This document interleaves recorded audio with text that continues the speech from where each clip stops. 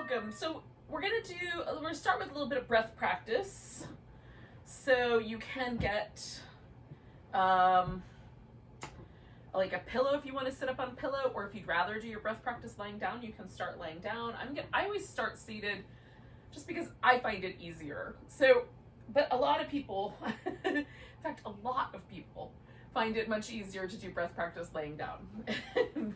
I can't say that I've done a huge poll, but I've done enough of a poll, like checking in with yogis in training and things over the years, that it does seem to be pretty common that more people find it pleasant to lie down and do breath work. So,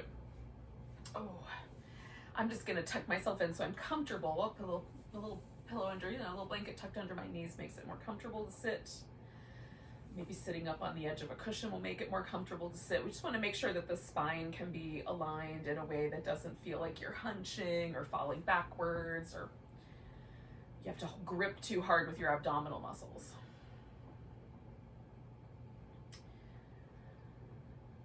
We'll take a few moments just to settle ourselves into this present space. So we might still sort of mentally be racing into the future or into the past. So just come home to your space and notice the sensation of your body resting in whatever way it's resting right now. Slow down your attention. So we're paying attention to this moment and the next one as it unfurls. Generally, I encourage, like anytime we're doing yoga in general, but definitely breath practice, is to be curious, like to approach it with a curiosity, a kind of willingness, an open-mindedness. Some breath practices will be a little weird, some will be very easygoing, but it's what we're aiming at is not to like tick the box that we did breath, as much as to really experience it and just be present and use it as a kind of almost as a form of meditation. It has benefits all by itself as well, and we can sort of explore that. So we're going to do an alternate nostril breath practice. Now this requires, of course, that both of your nostrils are at least partially open. So in the event that you have like one nostril that doesn't feel like air is going to pass through it, or the other, it doesn't matter, whichever nostril, then instead of closing off the other one as we go along, you'll just simply pay attention to the nostrils in an alternating pattern, and you'll still breathe. So we're going to do a physical manipulation. You can take your peace sign fingers and put them right on the center of your forehead, or like right between your eyebrows, or you can curl those fingers in, and you're going to use your ring finger and your thumb. We're going to use it, to kind of close the nostrils off, and we'll get as high up on the nostril as we can go. So it doesn't have to touch the little bone, like right there is where the bone of my nostril ends, and that all of this is soft tissue. I'm just going to get as close to that as I can comfortably go, so that I'm manipulating it higher up in my sinus or in my nostril as opposed to right at the very tip. The left nostril is thought to be a sort of lunar channel, a calming channel, cooling channel. The right nostril is thought to be a warming, stimulating channel. We're going to start and end on the left because it's nighttime. And generally with the alternating nostril pattern, that's the way it goes. There are other breath patterns where you would just inhale through the right or just through the left. So let's start with just 3 nice deep breaths.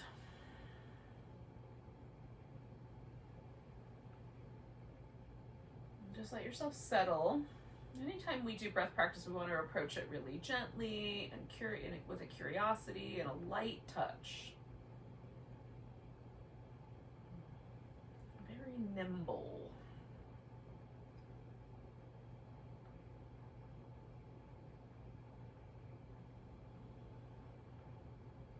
And when your inhale comes along, just inhale through your left nostril. Or at least pay attention there. Switch over to the right and exhale.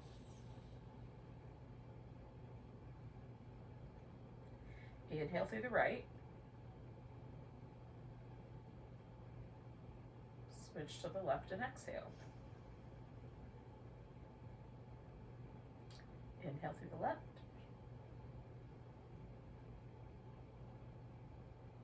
Switch to exhale. Try to keep the breath fairly gentle.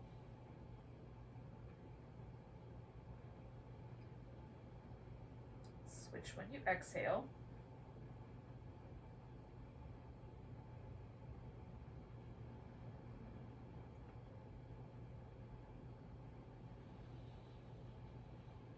Now you can just keep a smooth breath rhythm, switching for every exhale. And you can add just a brief pause right as you're switching. Just pause with both nostrils closed if you like.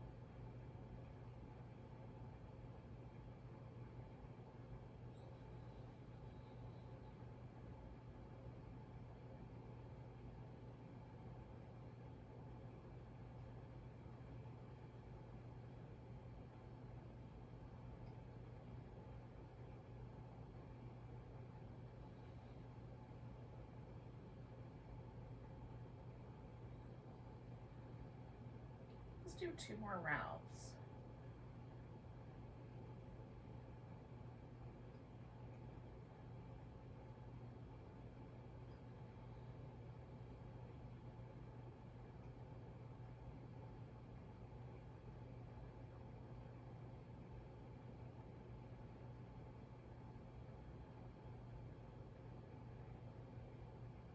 So your next round will end when it's time to exhale through your left nostril.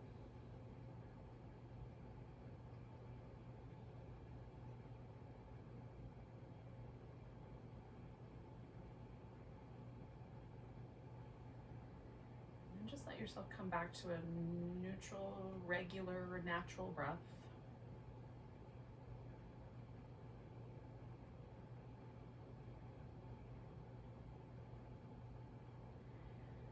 And notice where the breath practice brought you.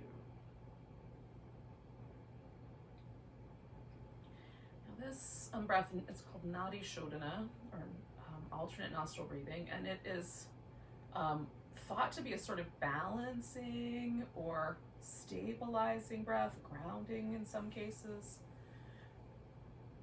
But notice if that's true for you. I'll say sometimes the first time I try any breath, it's just plain weird. So I sometimes have to do it more than once to feel like the benefits, or all of the nuances of a breath practice.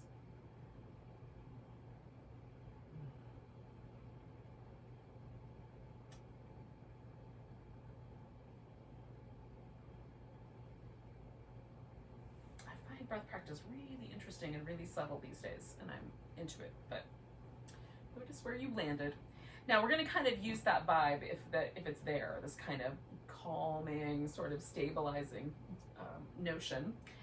And if you're lying down, the good news is you get to stay where you are.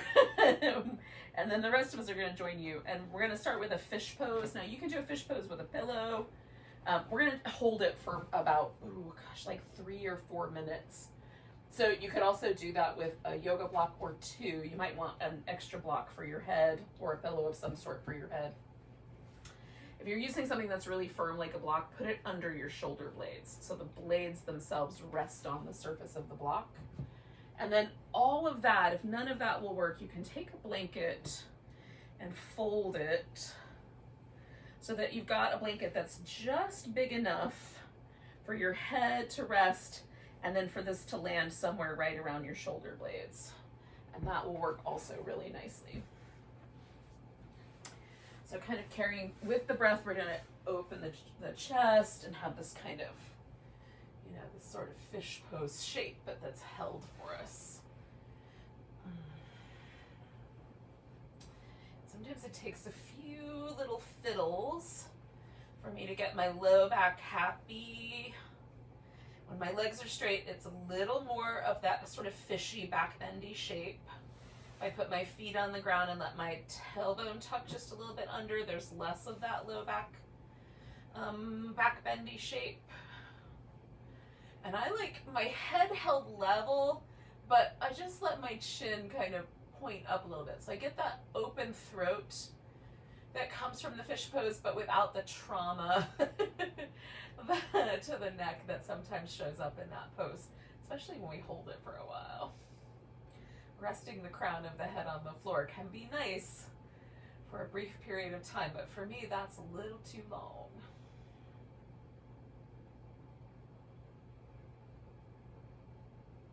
So then I'm going to let myself emphasize this lift in my ribs. So I'll focus some of my attention on the rib cage as it's moving with the breath.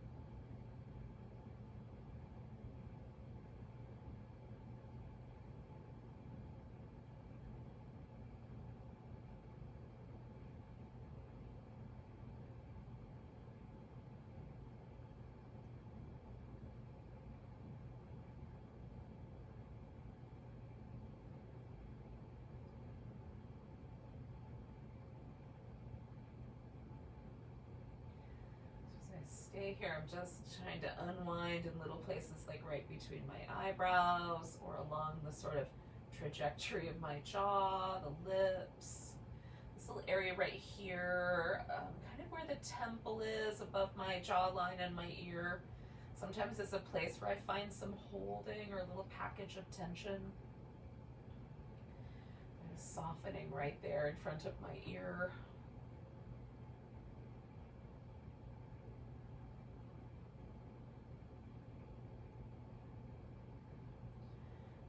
For just a little bit longer, just shy of a minute.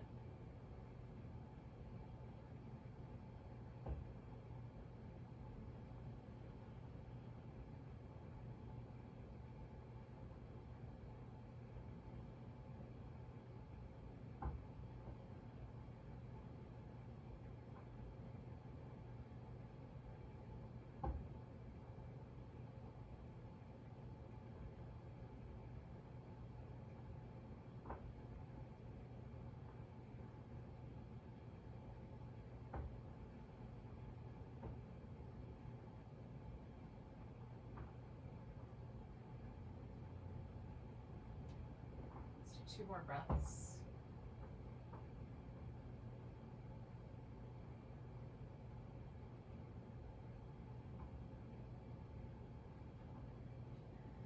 Now to come out of this, I'm just going to sort of put my feet on the floor, roll to my side, and slide the pillow out. If you have blocks, you might have more than one to get out of there, but however many, however much you've got to do. And then you can sort of spend a moment noticing that's left behind. I like to move the shoulders a little bit into that space where the pillow was, or massage that area against the floor. Kind of notice how things settle. Does the chest feel broader? Quite often, after the initial sort of strangeness of coming off of the pose, there's this kind of really lovely sort of widening, softening sensation, both through my upper back, but also across the chest and my collarbones. It's really nice. This is an area that for me often feels sort of compacted or lifted. It's nice for it to feel soft. Now, for part of what we're going to do tonight, a yoga strap would come in handy. So if you have one of those, grab it and put it somewhere close enough by that you can easily get hold of it with your hand, regardless of what's going on. We're going to start with just some kind of windshield wipery things, but we're going to put one leg up on top. So we've got an ankle or a knee across the other one. You can tighten that up and have it more kind of at the knee, or it can be loose and it can just be the ankle. I like both. Tonight I'm sort of favoring having it as close together as possible. And then as I go to each side, I just notice if there's a sensation, a stretchiness on the side of my hip. Trying to keep my shoulders from lifting off the floor. I'm just not going that far. If they start to lift, I stop. I'm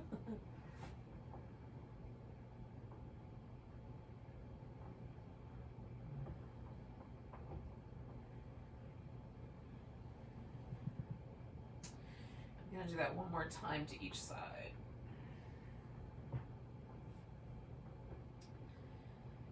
Now, essentially what I'm going to do is I'm going to hand this leg up here to myself. Now, you can leave the legs like this, where this leg is supporting the other one. Or you can let that leg relax back down and just hold on to this guy. The potential danger is that you'll torque the shin bone muscles, the shin muscles, and cause some trouble for your knee. So just be mindful of that. I generally hold on at the ankle joint because it doesn't cause any trouble when I hold that big bone in my hand. But if it causes trouble for you, then you can certainly change that up. So I brought my leg in a little bit more to my left, and now I feel a much kind of more interesting sensation in my outer hip. And so that's where I'm going to pause for a second. So I was kind of exploring a little bit. Do I go out? Do I go in?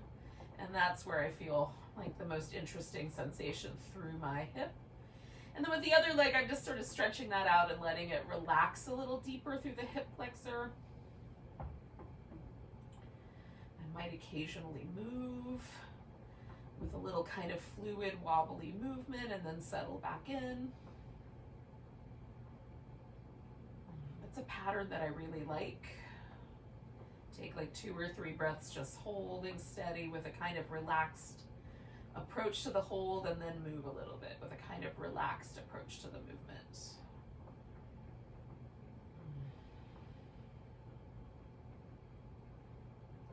All right, I'm going to do this for like another 4 or 5 breaths.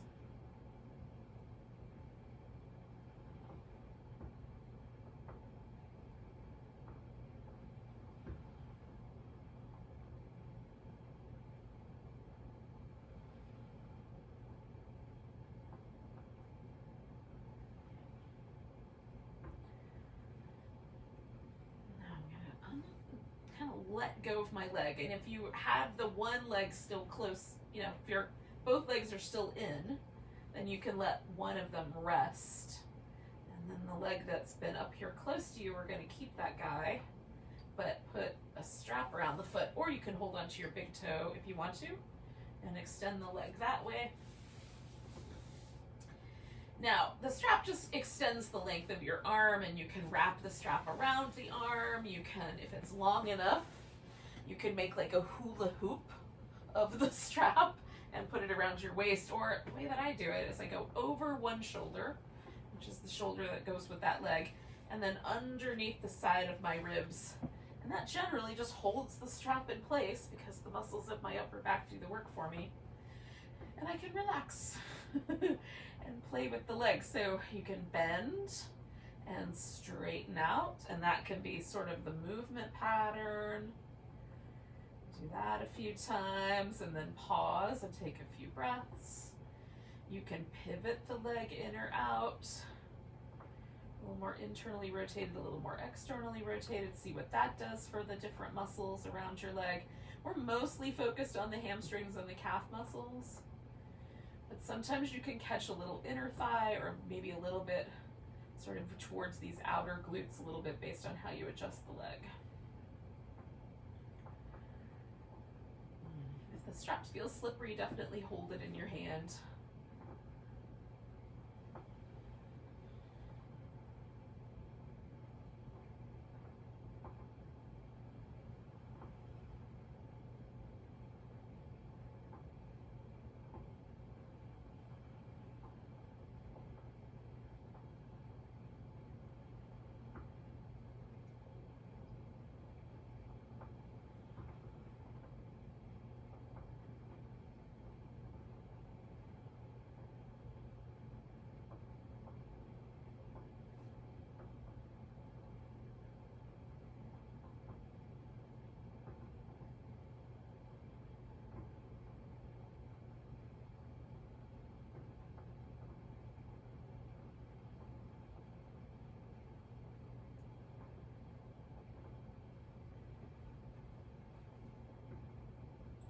We're going to stay for about 3 more breaths.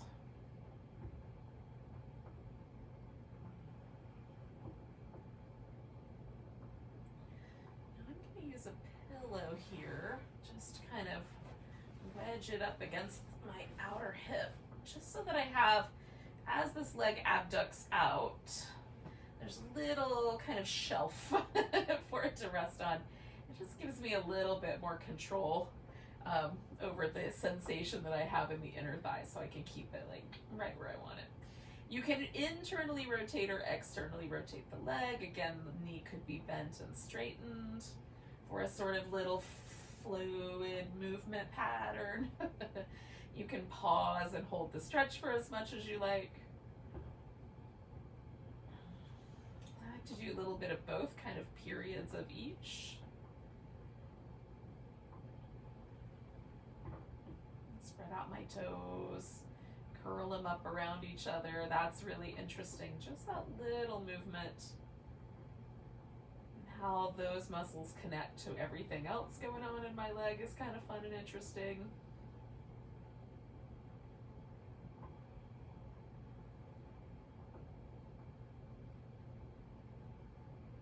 And then just maintaining a deep, rhythmic, smooth breath pattern.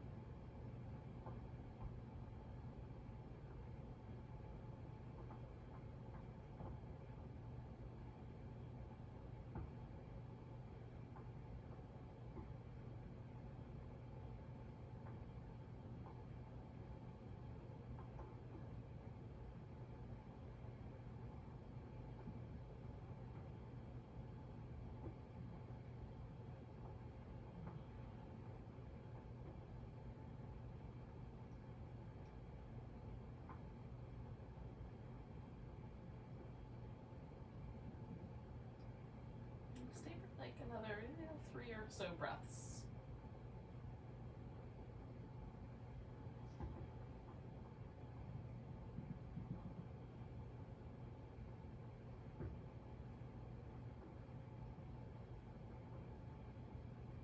I've got one more breath, but I'm going to leave the strap on my right foot. You may not need the strap for this next pose. You may not need the strap for any pose we do, but just in case. But I am going to take it out from behind my back. I'm going to bend this knee, and then I'm going to roll onto my right side.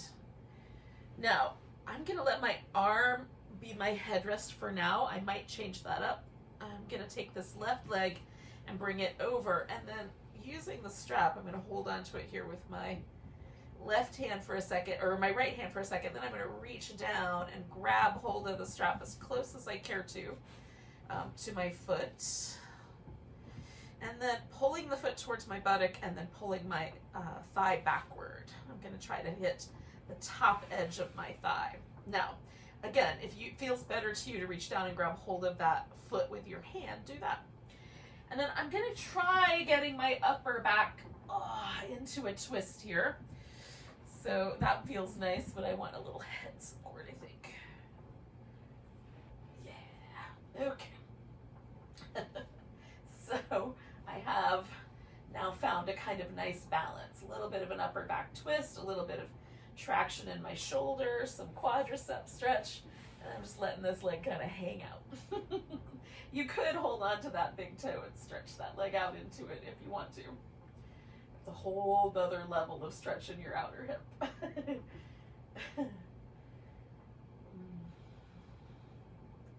Since we're going to hit that again, you decide whether you need to do it twice.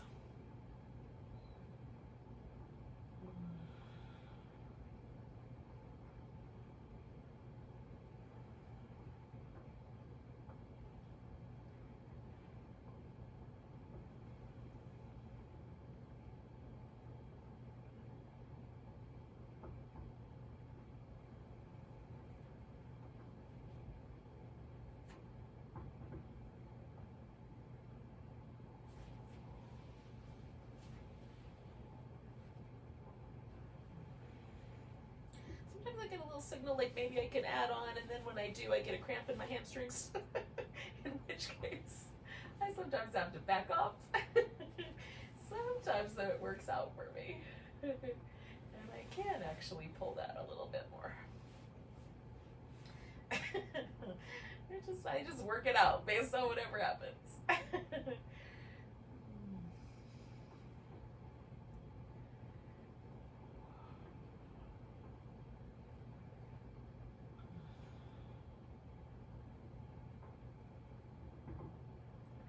For about another 30 seconds or so.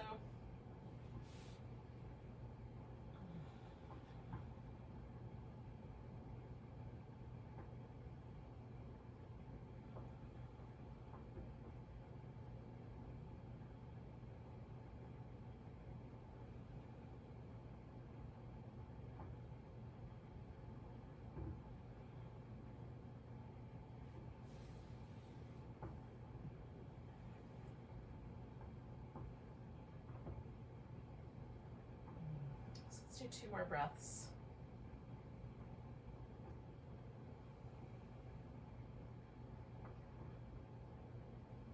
I'm going to let go of my foot.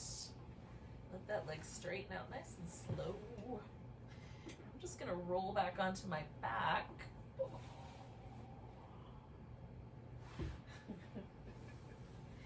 And see what happened. I've done a bunch of stuff with this right leg. There was an outer hip stretch with the first pose, the hamstrings, inner thighs, top of my thigh. I hit the whole leg, one way or another, and the hip. And how does that feel? And right now, it feels pretty darn good. Like my whole right side feels all soft. My hip feels smaller and closer to the floor. On this side, it feels sort of like the hip itself is maybe tilting a little bit forward. It's very unusual comparing the two. I think if I were to actually if I put my hands here, it's not really different. It's just the sensation of the, tissue, this muscle, the connective tissue that wraps around it, all the spaces that connect to each other, all just feels a little softer. Now we're going to basically do that exact same thing. I'm going to flip around so that I have a little more room for my other side. You probably, unless there's furniture on one side like I have, you probably can stay put and do the second side the same way. Okay, so I'm going to do my left side. So I'm going to put my left leg up on top here. And I'm starting with these little back and forth movements, just with that ankle, and I'm just going to go to the middle of my shin and see how that feels. And then I'm kind of crossing the knees over each other and see how that feels. And I'm just looking for what's the right amount of spicy for this hip, and I throw some. This one I want to like. I like it a little more wide. The first side I liked more narrow. So you never know what you're gonna get, friends. Try it all. Doing this makes me slide down my mat a little bit, so then my shirt, changes place. So if you need to, you can do some adjustments to your wardrobe as you go, or adjust your position when we get to where we're going. Oh, I'm gonna do 2 more of those, little back and forth.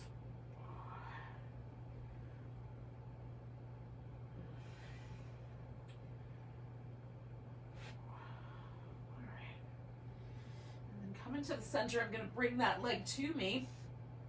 Now again, I'm going to release that other leg down to the floor and then explore how far across my body I want this left leg to come across.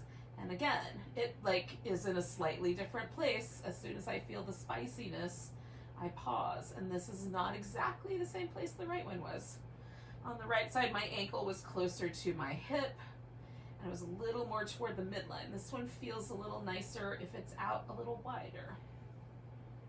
And I don't think we have to be exactly the same on both sides, which is good, I guess, because I'm not gonna be. For many years, I tried to make my body symmetrical, and it just never worked out. I would always switch.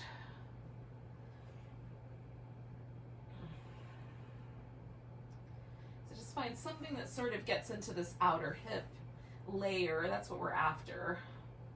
That feels interesting to you. You could even, make more of a twist happen if you wanted to.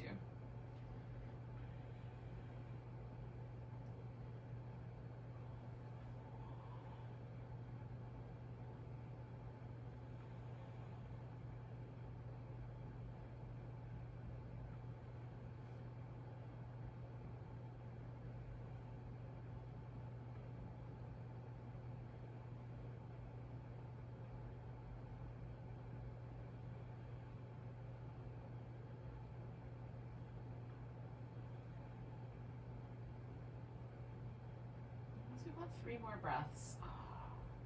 So I kind of wait until I feel this little softening begin to happen, where the tension in the area that I'm holding or pulling on just starts to let go, and then I hang out for a little bit longer. That's sort of my timing. If I'm not watching the clock, that's how I time it. Hopefully that makes sense. All right, so I'm gonna let go of my ankle. And I'm going to put this strap around my foot. Send that leg up straight. And I'm going to make the little adjustments to hold on to the strap in a nice, comfortable, easygoing way. Sort of play with the angles until it feels just right.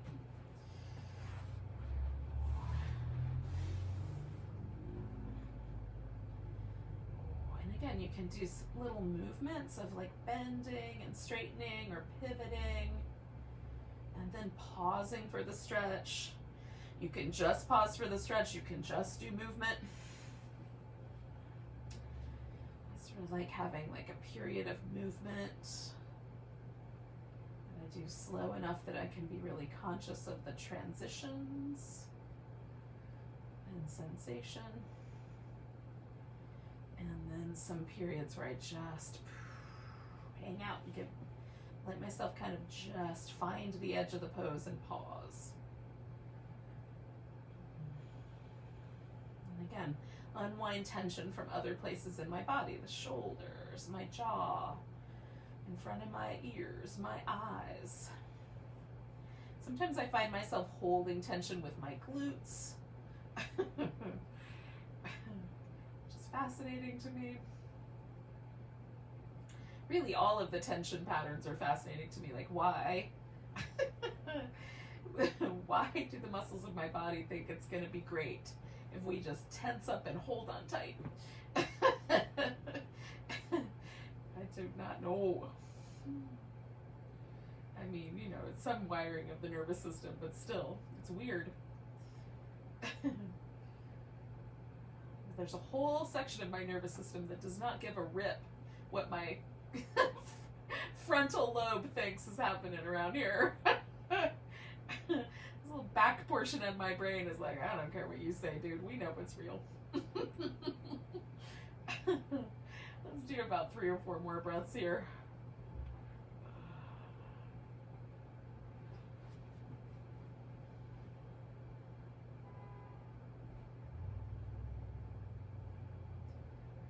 One of the things I think, as I've been sort of working with these really slow, I'm going to go out to the side, these really slow practices, in my home, which is kind of my original yoga domain. It always circles me back around to really introspective practice, and one of the things that I've been really curious about and really intrigued by is how there's really like 2 whole systems going in the body at any given time. There's a system that we have some semblance of control over, theoretically, but then there's this whole other system, this whole other animal body that has its own ideas about what's happening right now and how to perceive the world as it's unfurling, how to respond to that. It's very interesting.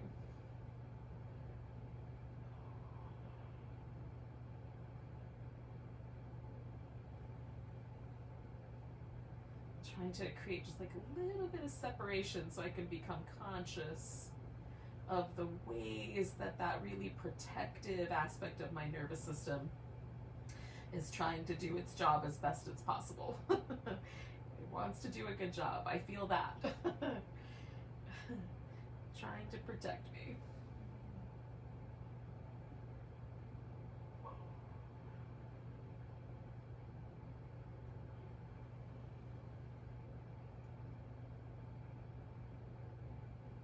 Let me know if you have similar experiences over the last 2 years. So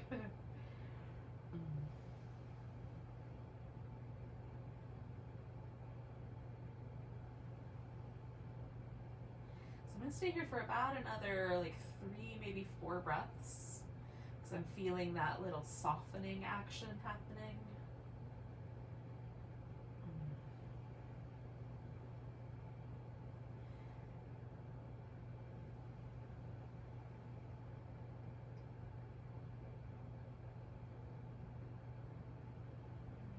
Do one more,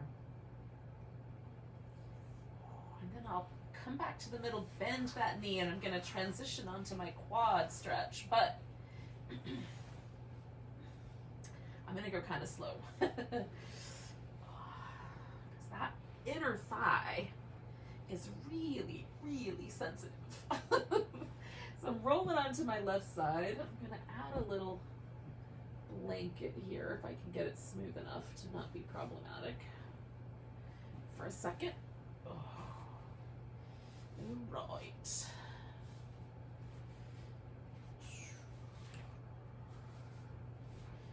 Now,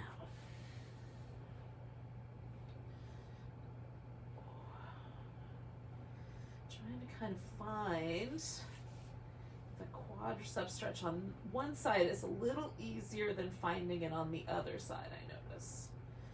So I'm going to start somewhere. And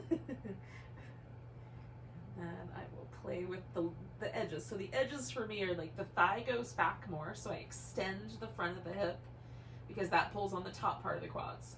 Or I bring the foot closer to my buttock, which pulls on the lower portion of the quads. So they have the 2 levers that I can use, and I can use those levers like sometimes my knee is more sensitive, so maybe I use more of the hip extension lever, or sometimes the hip extension lever isn't quite enough, so I have to use a little more of the knee lever.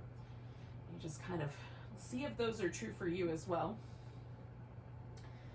And then you can kind of play with those 2 actions to get a really nice sort of, I look for a broad expanse of stretch across the top of my thigh, more in the middle than at the edges of my hip or my knee.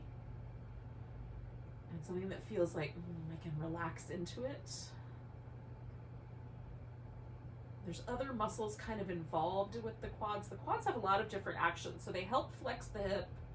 They help with internal rotation of the thigh. And then they also extend the leg, right? Flex the leg. They flex the hip. They help extend the knee.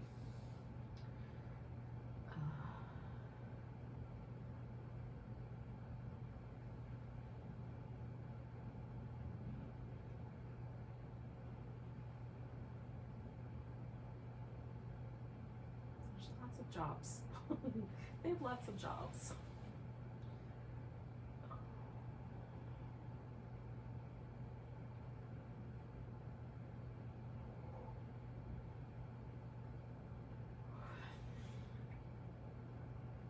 The other thing I like about these stretches with the straps is that there's so much muscle. There's so many layers of muscle all around our leg. Like the quads, the hamstrings, the inner thighs, the outer thighs, there's so much muscle. Our bone, our femur bone, generally speaking, at the center of the bone is probably not much more than an inch, inch and a half, maybe 2 inches in diameter. Like it's not very big. It's like, you know, picture the massiveness of your thigh, which is definitely bigger than 2 inches in diameter, no matter how thin you might lean. That's a lot of muscle, y'all.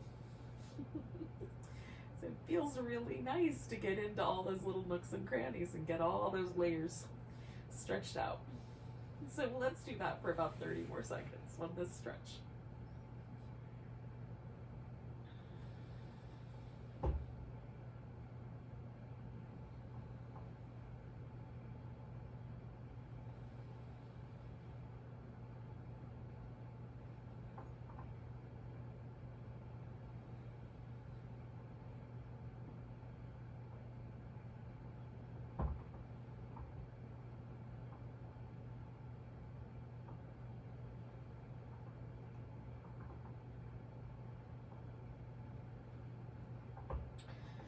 Alright, so I'm going to release my foot for a second, and then, I'm going to really slowly straighten that leg out.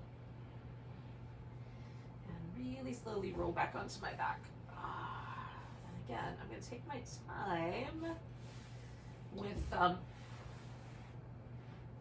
noticing and feeling how now my hips feel much more similar than they did last time. My legs feel a little closer to even in length. And then just also, like, how does the whole system respond? Sometimes when I first come out of a pose, there's a kind of almost like a watchfulness to my nervous system. Is she gonna come out of this all right? And then, like, within a few seconds of getting out of the shape, there's this really interesting softening, relax, like a kind of relaxing back into myself is the way it sort of feels. Which is very interesting to me.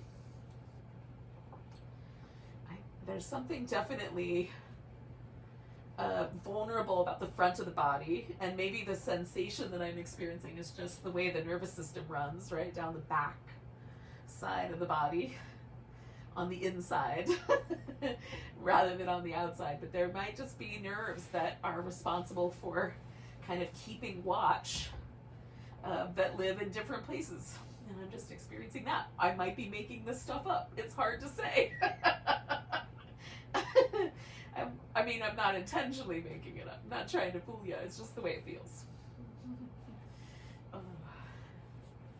Now, what I thought I would like to do is an inversion practice for a little bit, and then do some things that are seated before I take a little relaxation.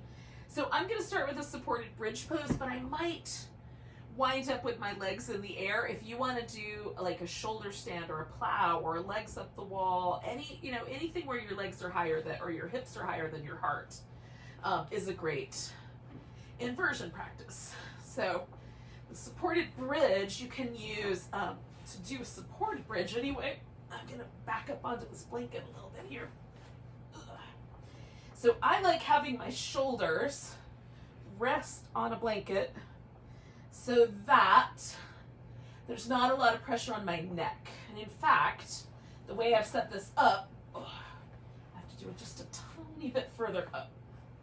My neck is actually going to hang over the edge of the blanket. The top of this blanket is right at my shoulder, and that feels really nice and easy going on my neck. There's just enough support under that C7, maybe C6 and C5 vertebrae that it just feels really lovely. I don't feel pressure there, I feel lightness. And so that feels nice. So for me, any of the supported shoulder stand supported bridges are helped by a blanket under my shoulders to make that a little bit more soft around the neck. Now, if you don't have neck issues, I have a really short neck. It's almost non-existent compared to the expanse of my back. So for me, it's just a really vulnerable, very an area that I feel I have to take extra care of. That may not be true for you. So if it's not true for you, you can, maybe your neck is longer and there's a bigger expanse before your head hits the ground. It just doesn't feel like there's pressure that builds up on the back of your cranium. So maybe that's not an issue for you. And you can have your shoulders resting on the floor. So once I'm in, I'm taking the legs up. Now I've got sort of a shoulder stand. It's supported, it's light, but it feels really nice. And it does help drain lymph towards my heart because my hips are higher, my legs are higher, everything's higher than my heart right now, except for my brain. And I'll correct that in a minute. You can also, of course, do other forms of inversions that might work for you.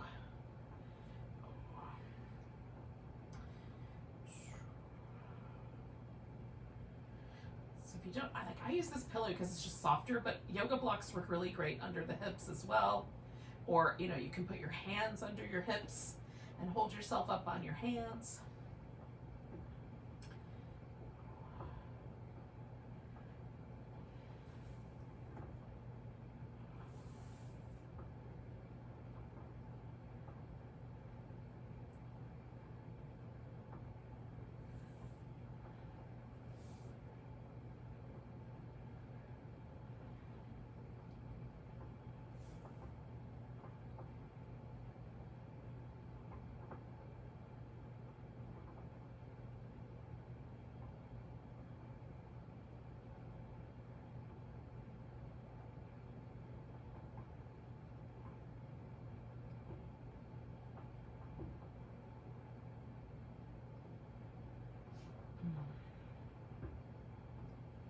I'm going to put 1 foot at a time down.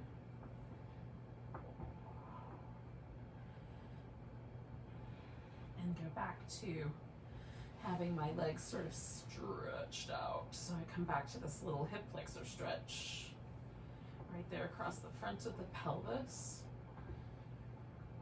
which does pick my neck and shoulders up off the floor just a little bit because I've got, for as short as my neck and my torso is, I've got long femur bones. My mom's people are Scandinavian largely, and some Germanic and Scandinavian, and they're very tall people, very, very tall. My dad's people are predominantly Welsh with a little bit of Irish and Scot, and so mostly Welsh.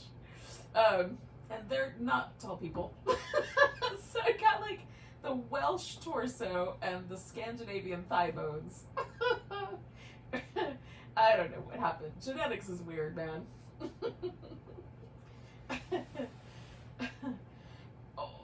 But that's part of the fun, really, of doing yoga in your body, is you're the sum total of everything you've ever been. Now I'm rolling to my side so I can pull this pillow out. You could also lift the hips and do that. Rolling to the side felt like a better option. I'm gonna give myself a little, just a little windshield wipery rinse. I'm gonna wait and allow my blood pressure to shift back into a more neutral position. When your hips are above your head, your blood pressure will change just to keep your brain from being overly flooded.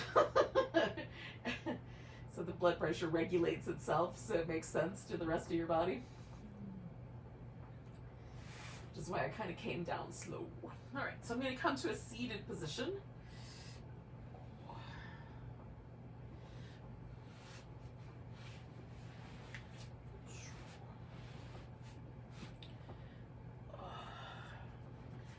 Now that I'm here, I'm going to do a couple of hip openers. Now, I'm going to give you some options. So if you don't want to do these, there are other ones you can do. If you want, you can stack your knees on top of each other in the cow face pose, or it can be a little bigger, so it's more like a square, or you can modify that with whatever props are appropriate. If you want, you can do a swan instead, or it's called pigeon. Pigeon or swan, it's called both. Depends on which camp you're in.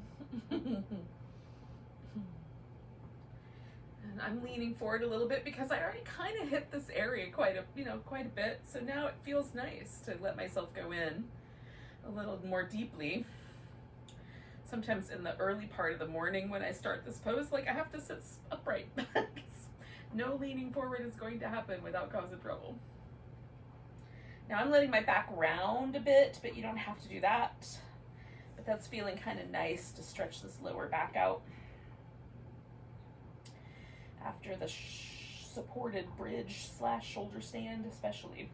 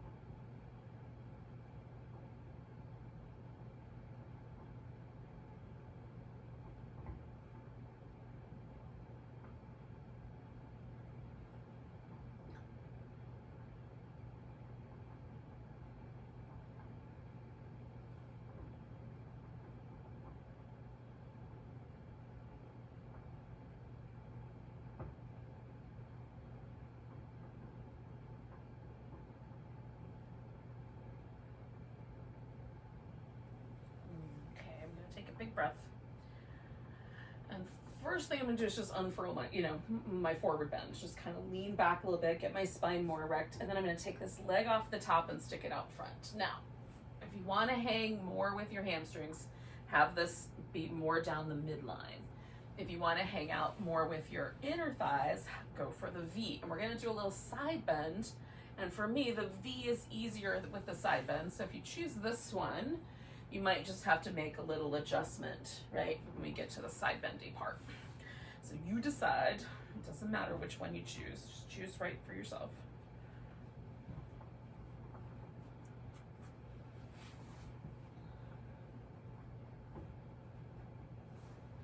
And we'll start with the forward bend.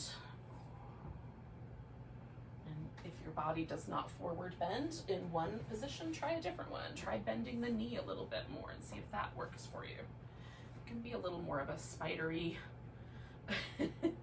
crickety shape. You don't have to be whatever this shape is. Half dragonfly.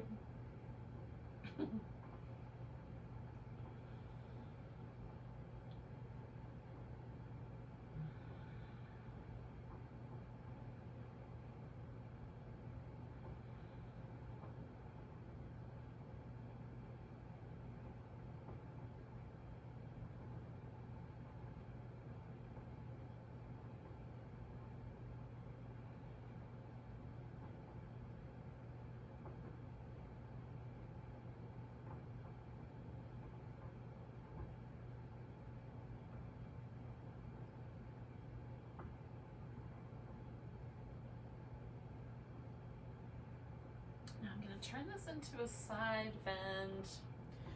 So inhale and kind of shift myself, and I'm gonna let my arm hang out over my ear, but you could also wrap your arm behind your back or leave it in a different position.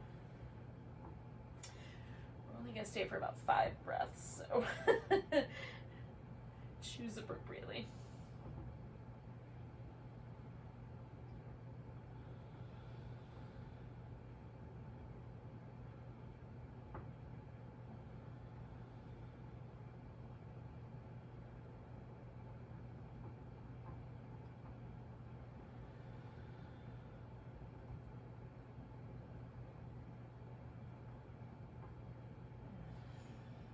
One more breath. Now I'm going to bring my arm all the way around behind me and then come all the way up. Unleash the bent leg, bend the straight leg. Pause for a moment.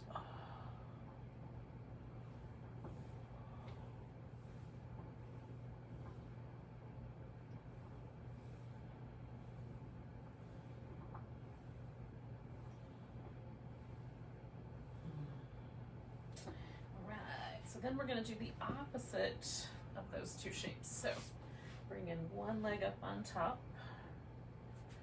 And this time my right leg is on top instead of the left one. Maybe for you it's the opposite, but either way, other side. Theoretically, you only have 2 legs. Imagine how complicated octopus yoga is.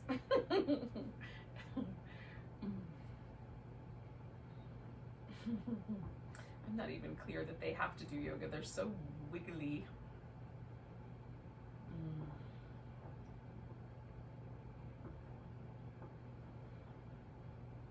Taking some nice deep breaths, kind of hanging out, seeing like how far does your back want around. Do you want to keep that more out of the picture? Do you want to lean a little more backwards instead of forwards?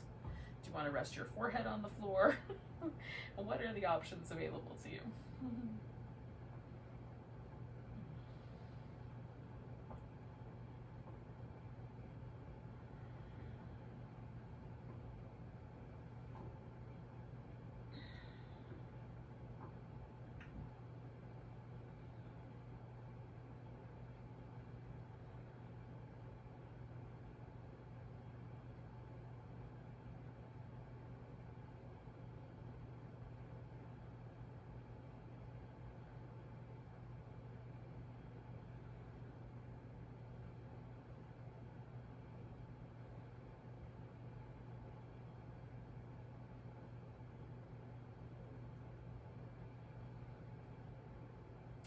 Let's do 2 more breaths.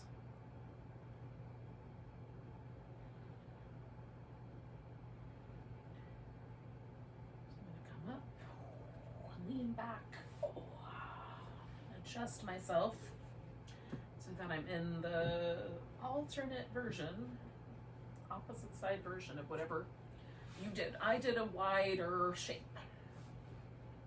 So I'm going back to that wider shape.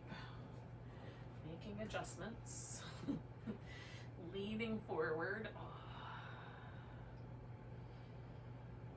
And I'm a little bit active with my foot here. I've got my toes kind of spreading out, and I'm kind of, flexing at the ankle joint. It feels nice. You could also be really passive with that leg. You can hold on to it if you want to.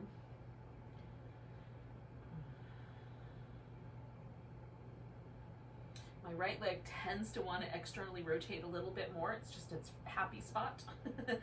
So I'm just internally rotating it ever so slightly just to activate the muscle there a little bit more. And I'm not being too demanding about it, just trying to give it an inclination of internal rotation.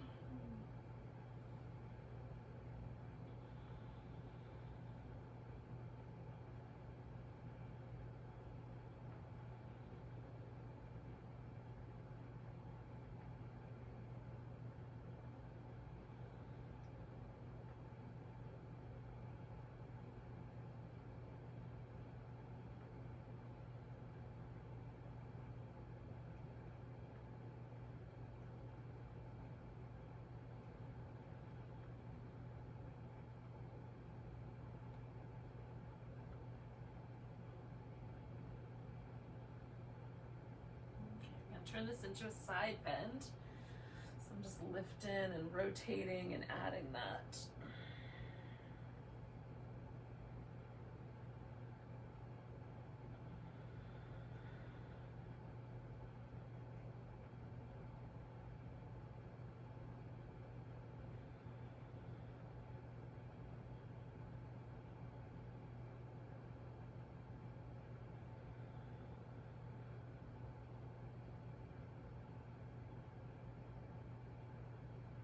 Do one more breath like that.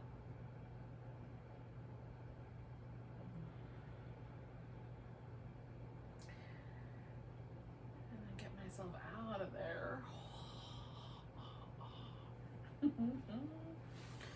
All right. Now, I'm gonna pick something. I don't know whether it's gonna be both legs kind of close together. That's sort of feeling nice. Or a butterfly. That's always a favorite. Or do I want to go back to the V? I'm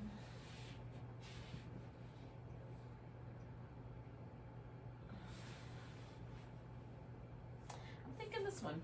So pick one of those for yourself. So whether it's more of the Paschimottanasana / caterpillar, or more of the bound angle Baddha Konasana / butterfly, or more of the Upavista Konasana / dragonfly, whatever name you want to know it by. Pick one of those shapes where both legs are doing the same thing. And let yourself fold into it.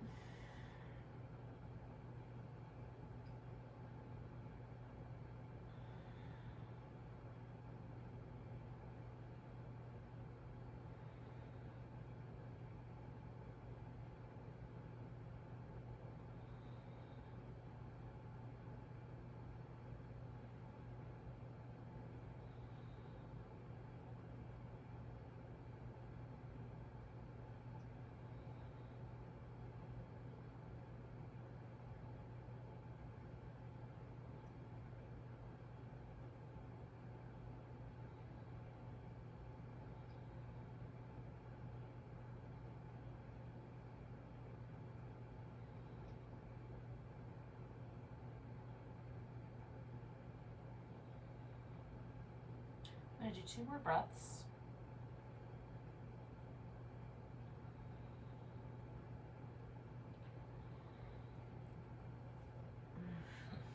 I'm going to come out of here with a big breath into my back. It's like I'm trying to use my back like a pair of wings to float myself out of there. And then for the moment, I'm going to come back to where I started, which was just a simple cross-legged position. I'm going to take a moment to check back in with myself.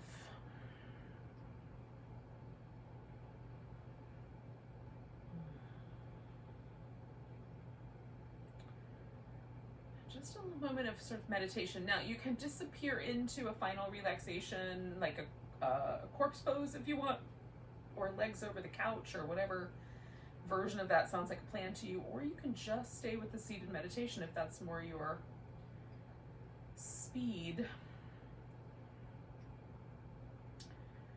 But I'm going to do a couple of moments of this seated meditation myself, just to sort of reacquaint myself with what the post-yoga yoga pose state feels like. Remind myself why I love this practice. And because this has been my practice for the last 2 weeks, which is a practice of reminding myself to be grateful and expressing gratitude for the things that I am grateful for. Trying to create a kind of abundant, really luxurious, resplendent gratitude practice in my life right now. And so just mentally I'm ticking off the little, super duper grateful to all the, God, I mean, who knows how many millions, billions of yogis that have carefully held this practice and passed it down for over 1,000 years. I mean, that's wild.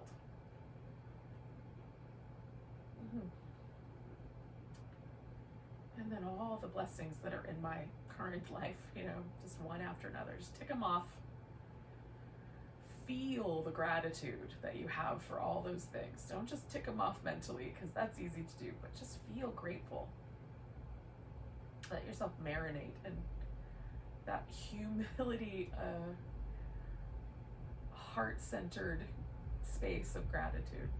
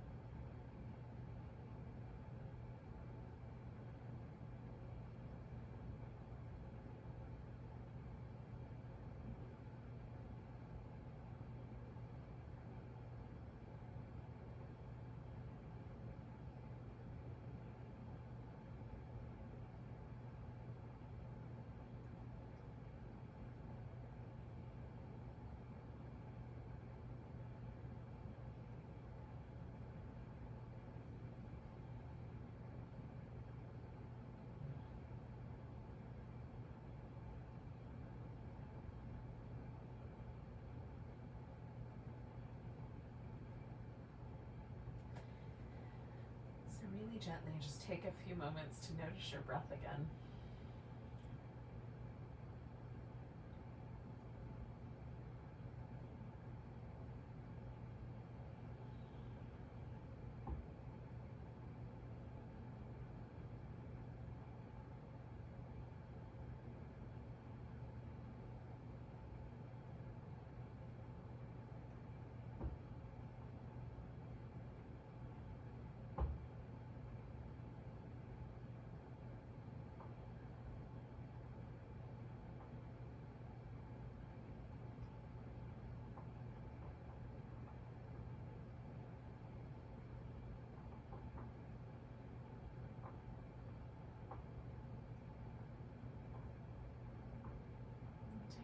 Big deep breath.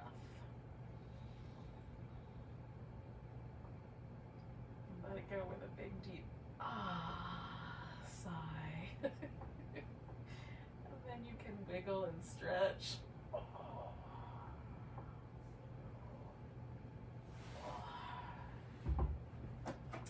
Now I wound up laying down, so I'm gonna get myself to a seated position. If that's where you stopped, you're already there.